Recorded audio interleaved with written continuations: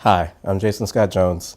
I'm an illustrator and writer, born and bred in New York, Brooklyn specifically, and I'm the creator of Flatbush Yard, which is going to be published by Rosarium Publishing.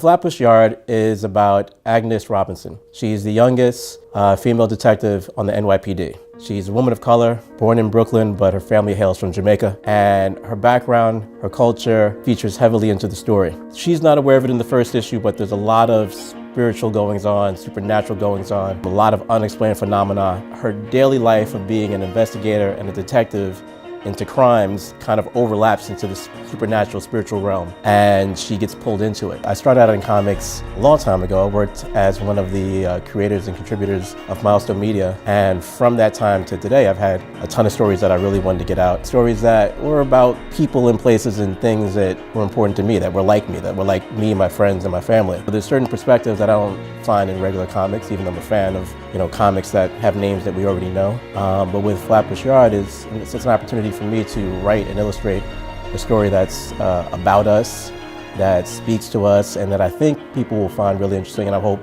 people will give it a shot. I learned about Rosarium about 3 years ago.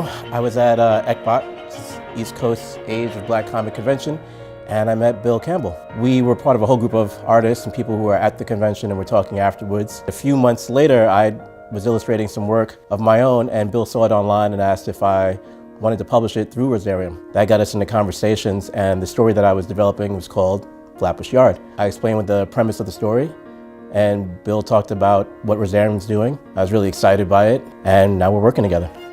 So comics is just the most diverse medium, I think, in art in America today. Because you get to just draw and write whatever is on your mind, you don't have a limit. You're only limited yourself. And there's a lot of mainstream stuff, there's a lot of big names now, there's movies, but there's still the same types of stories being told and the same groups of people being showcased. People of color, women don't get a lot of spotlight in most comic stories outside of being supporting. There's a little bit of change, there's some motion happening. I started out in comics when I was a kid with Milestone Media. In my opinion, until recently, there still hasn't been much of a change from that. So a lot of what comics is lacking is representation in terms of the characters, in terms of the stories, and in terms of the creators. There's a lot of people out there who don't know that Rosarium exists, and right now, as far as I could tell, a huge amount of really creative people from a whole spectrum of backgrounds are getting books done and created through Rosarium.